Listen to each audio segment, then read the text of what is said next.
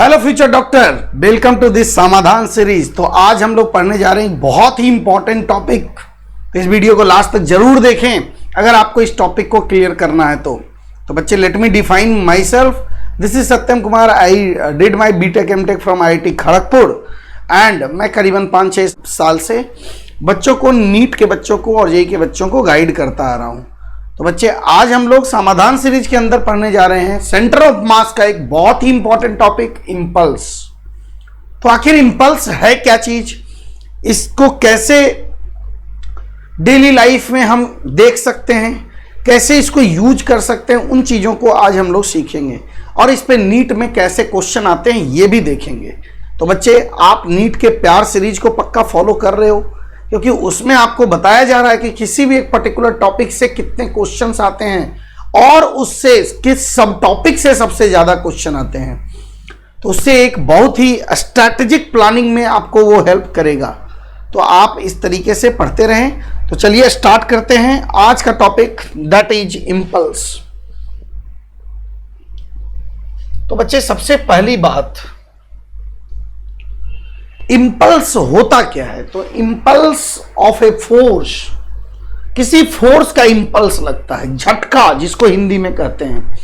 Impulsive force ही झटका। जैसे बच्चे, तुम अगर खड़ा हो, मान लो उधर से डैडी हैं और जोर से एक तमाचा खींच के मारे। सर क्यों मारेंगे, कुछ बदमाशी की होगी। तो झटका वाला फोर्स लगता है ना, that is basically impulsive force. तो impulse of a force for a time interval T1 and T2 is defined as impulse is integral F d t के बराबर होता है। तो बच्चे, इस चीज को गौर से देखें आप। तो इंपल्स बेसिकली क्या होता है, इंटीग्रल एफ डी टी के बराबर होता है। अगर आप गौर से इसको देखें, अगर मैं T1 से T2 तक इंटीग्रेट इसको करता हूं, तो this is area under curve, area under force time graph from T1 T2 to T2। T1 से T2 तक फोर्स टाइम ग्राफ का एरिया अंडर द कर्व ही इंपल्स है। ठीक है, पक्का। उसी को हम क्या कहते हैं बताइए, इंपल्स कहते हैं। अब बच्चे, आप अगर गौर से देखो तो मैं अगर f कांस्टेंट हो गया तो इंटीग्रेशन नहीं करना पड़ेगा, तो इंपल्स की value f into delta T के बराबर हो जाएगा। ठीक है, चलिए, तो ये हो गया इंपल्स का डेफिनेशन। आगे हम लोग पढ़ेंगे कि what do you mean by impulsive force. Impulsive force से क्या समझते हैं। तो इंपल्सिव फोर्स इज कॉल्ड झटका वाला फोर्स। हम उसको झटका वाला फोर्स बोलते हैं, मतलब जो वेरी लार्ज मैग्नीट्यूड का हो और काफी छोटे समय तक लगे। तमाचा मारा जोर से, हाई मैग्नीट्यूड का फोर्स लगता है और काफी कम समय तक लगता है, तो दैट इज इंपल्सिव फोर्स। ऐसे फोर्स को बेटा क्या बोलते हैं, इंपल्सिव फोर्स बोलते हैं। तो बेसिकली अगर आप न्यूटन के सेकेंड लॉ को देखो ना, तो force is equal to change in momentum, rate of change of momentum के बराबर होता है। न्यूटन बाबा का सेकेंड लॉ क्रॉस मल्टीप्लाई कर दें तो एफ डी टी की वैल्यू क्या आ जाएगा, डीपी के बराबर आ जाएगा। इसको अगर इंटीग्रेट कर दें तो this is basically impulse and this is final momentum minus initial momentum.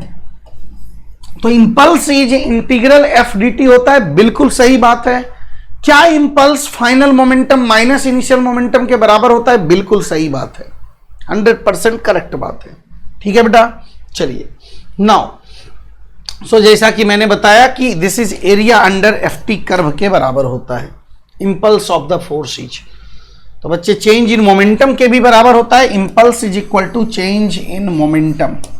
तो मोमेंटम के टर्म में अगर इंपल्स निकालना है तो चेंज इन मोमेंटम करेंगे।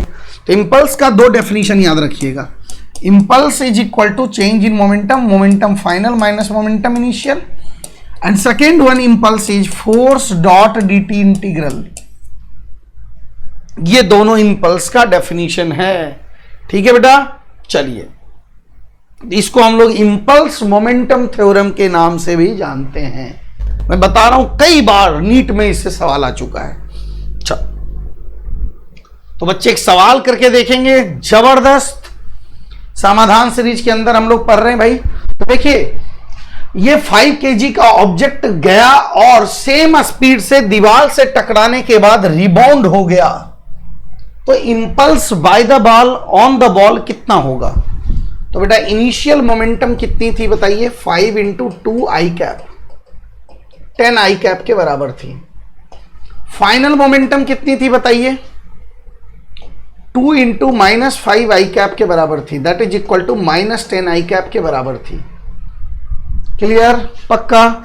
तो change in momentum is basically impulse, momentum final minus momentum initial. तो -10 आई कैप -10 आई कैप हो जाएगा, that is -20 i cap is the change in momentum, that is called impulse.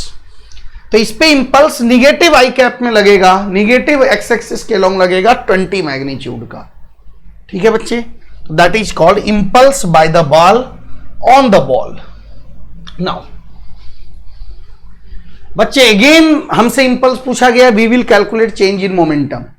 तो इसका answer आप लोग comment box में करके बताओ मुझे, कमेंट बॉक्स में इसका आंसर करो कि मोमेंटम चेंज कितना है, impulse is final momentum minus initial momentum.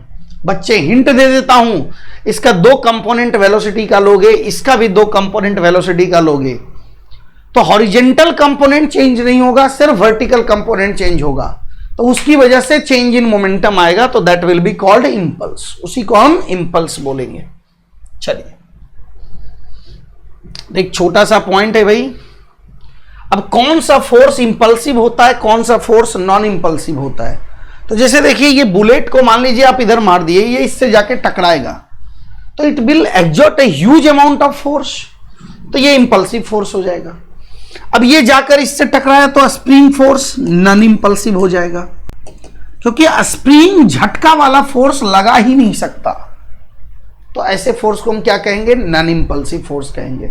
बच्चे जैसे देखो ये एक मास अगर यहां पे रखा हुआ है तो नॉर्मल फोर्स नॉन इंपल्सिव है।